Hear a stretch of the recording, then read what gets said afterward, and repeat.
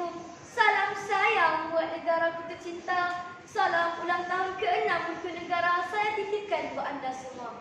Terima kasih buat penajuk acara. Yang dihormati Tuan Pengerusi Majlis, barisan panel hakim yang arif lagi bijaksana, yang sentiasa berpaksikan kepada keadilan. Semestinya saudara penjaga masa yang setia dengan randiknya, dan seterusnya seluruh keluarga dewan yang berkarisma.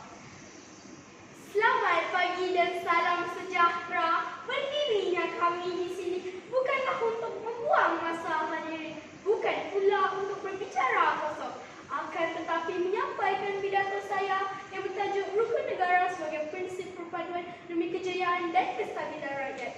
Secara tuntasnya atau definisi seluruhnya, pidato yang akan saya dendangkan akan membuktikan bahawa kepribadian seseorang insan akan terbentuk dengan penghayatan dan amalan atas rukun negara yang dikenalkan.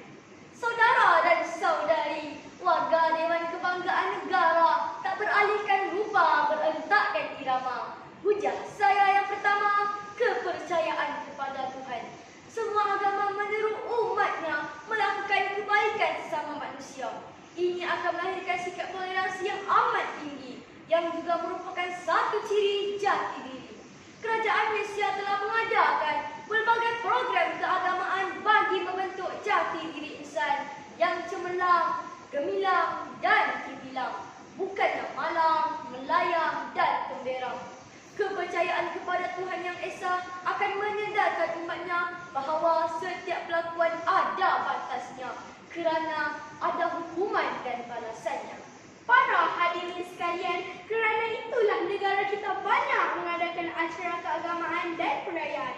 Kita ada Hari Raya, Tahun Baru Cina, Deepavali, Christmas, dan kita juga ada Kongsi Raya. Mengapa semua ini diadakan? Kerana kita percaya perayaan keagamaan ini dapat membentuk kerjasama sejati, perpaduan murni bagi membentuk jati diri rakyat negara ini. Jelas, prinsip rukun negara yang diperkenalkan, iaitu kepercayaan kepada Tuhan dapat membentuk jati diri mampan. Para hadirin yang budiman, hujah saya yang kedua di bawah naungan kata kesetiaan kepada raja dan negara. Raja adalah pemerintah negara yang tertinggi. Kaitan kedua-duanya sangat rapat sekali. Sebagai rakyat menjadi tugas hakiki untuk mentaati raja dan negara. Apakah buktinya kesetiaan itu? Adakah dengan menyatakan di bibir sahaja? Tepuk dada, tanya selera. Setiap negeri mempunyai lagunya sendiri yang seni katanya memuji dan menghargai raja dan negeri. Kerana itulah lagu negeri wajib dinyanyikan setiap minggu sekali bagi menanam semangat jati diri terhadap raja dan negeri serta negara.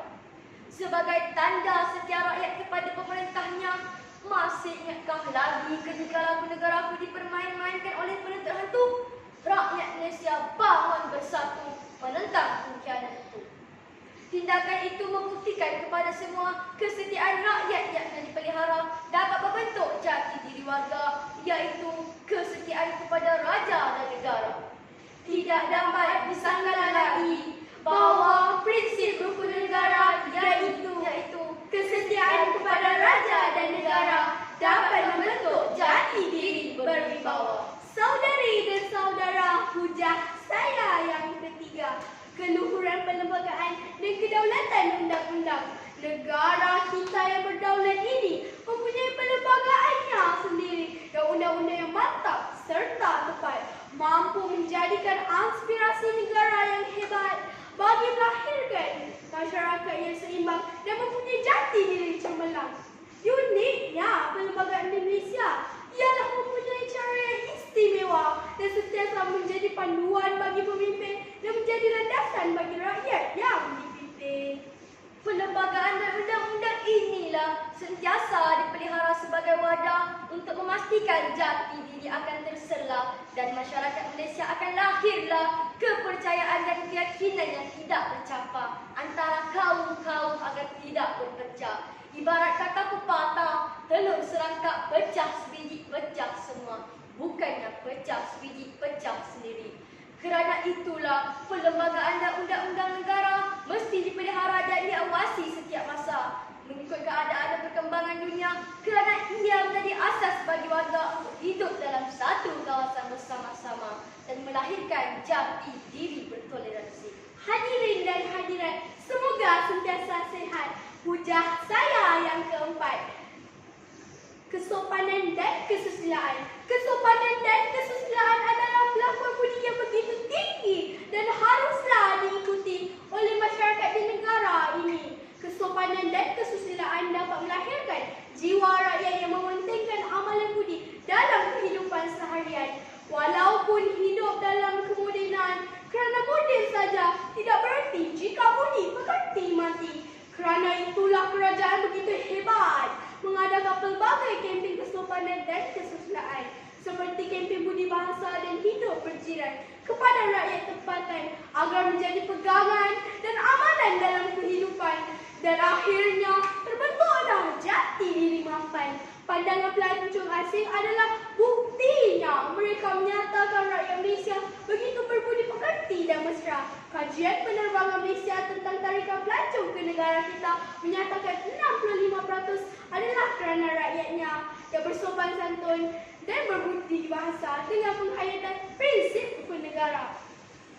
Adalah bukti bahawa jati diri rakyat negara ini dapat dibentuk dengan amalan rukun negara. Secara konklusifnya membuktikan rukun negara dapat melahirkan rakyat yang berjati diri dan berbangga dengan negara sendiri.